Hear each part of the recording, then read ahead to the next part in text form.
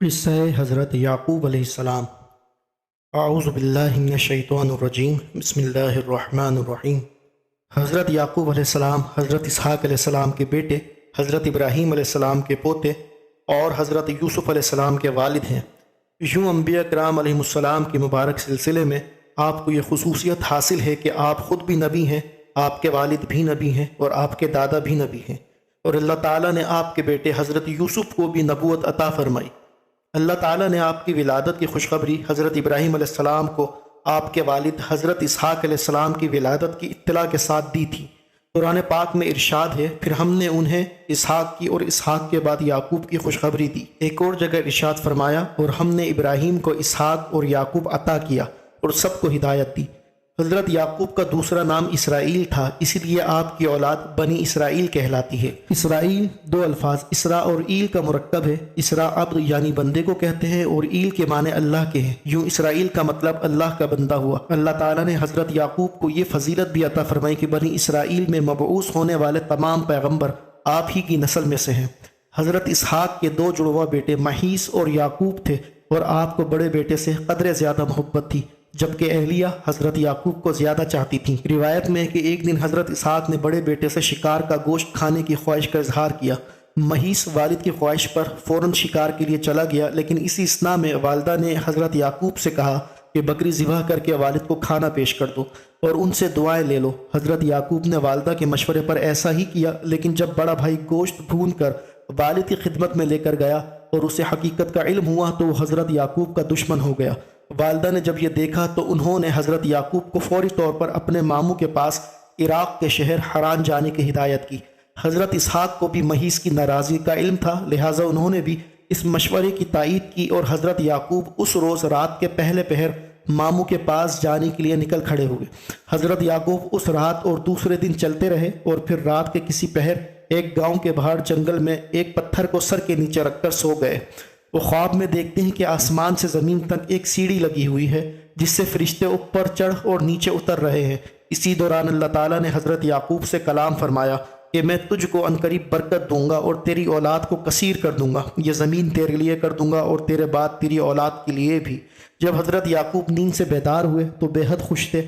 آپ نے منت مانی کہ اگر وہ اپنے والدین کی طرف سلامتی کے ساتھ لوٹ گئے تو اس جگہ جہاں خواب نظر آیا تھا اللہ عز و جل کی عبادت کے لیے ایک گھر بنائیں گے۔ نیز یہ منت بھی مانی کہ جو کچھ اللہ تعالیٰ انہیں دے گا اس کا 10واں حصہ اللہ کی راہ میں خرچ کریں گے۔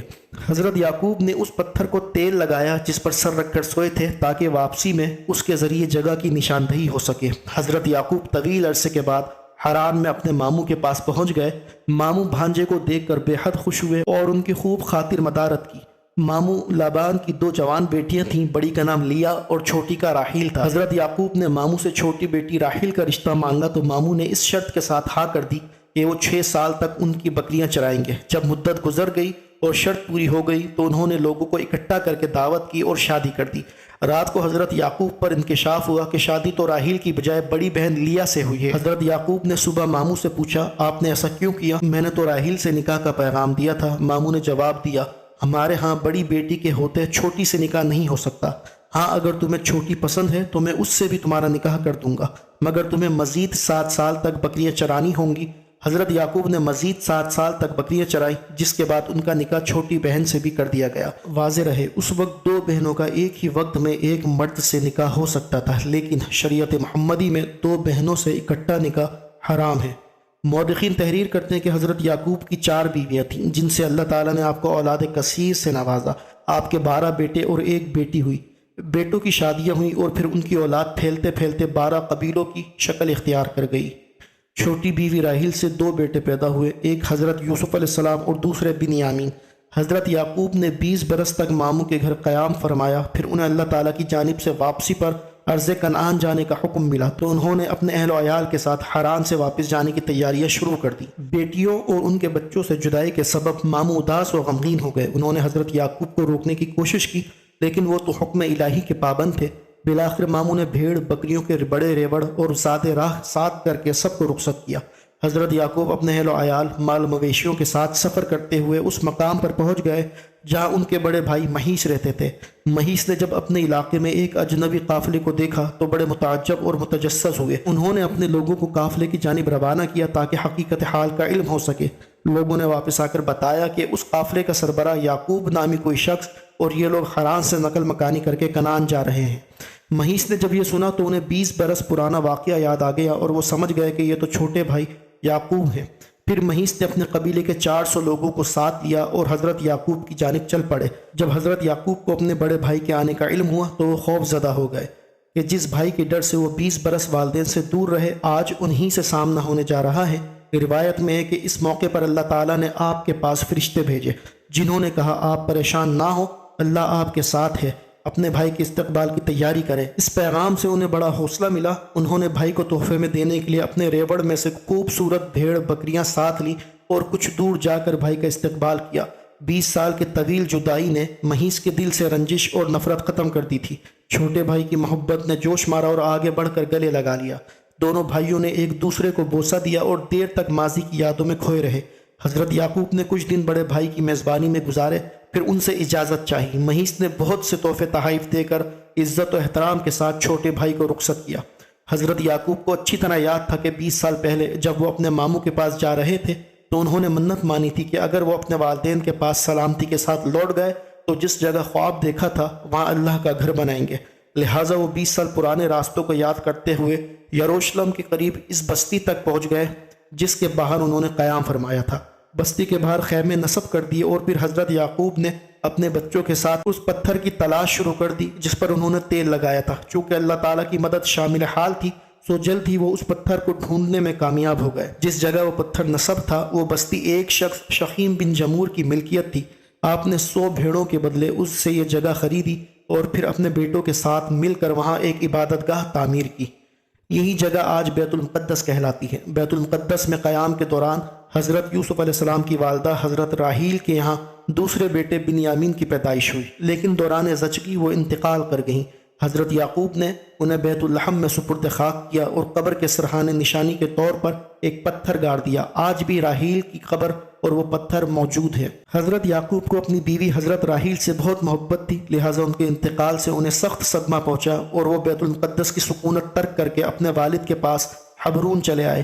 یہ وہی جگہ ہے جہاں آپ کے دادا حضرت ابراہیم بھی سکونت پذیر تھے۔ اس دوران بڑے بھائی مہیس بھی وہاں پہنچ چکے تھے۔ حضرت اسحاق نے دونوں بیٹوں کی موجودگی میں 180 سال کی عمر میں وفات پائی۔ حضرت یعقوب کو چھوٹی بیوی راحیل سے ہونے والے 2 بیٹوں یوسف اور بنیامین سے بے حد محبت تھی اور انہیں ہمیشہ اپنے ساتھ رکھا کرتے تھے۔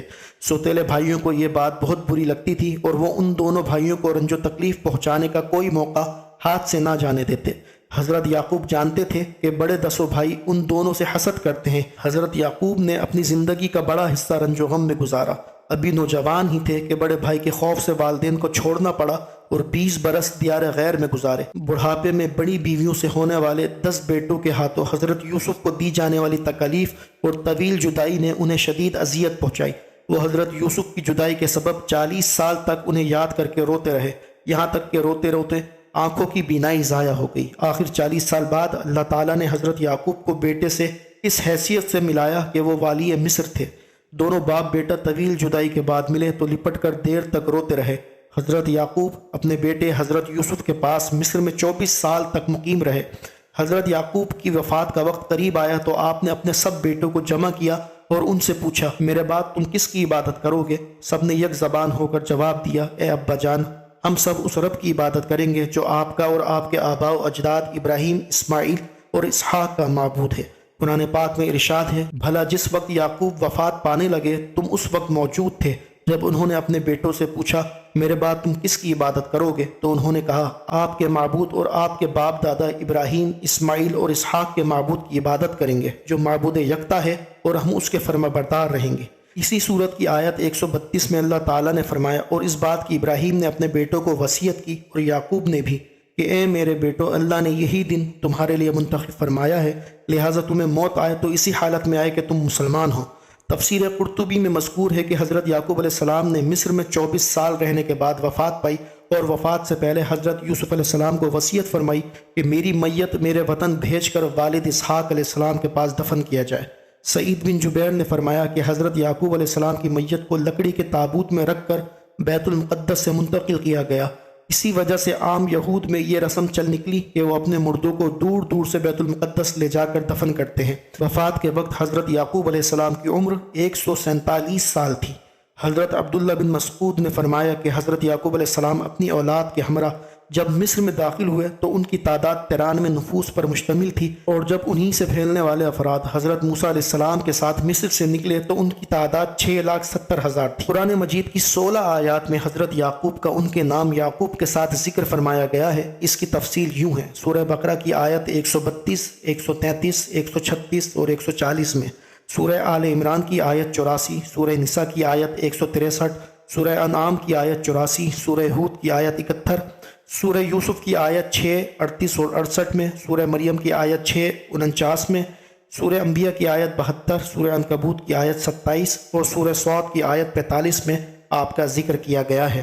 اللہ تعالیٰ سے دعا ہے کہ اس واقعے کو بیان کرنے میں کوئی غلطی یا کوتاہی سرزد ہو گئی ہو تو اسے اپنے کرم سے معاف فرمائے۔ آمین بجاہ النبی الامین صلی اللہ تعالی علیہ وسلم۔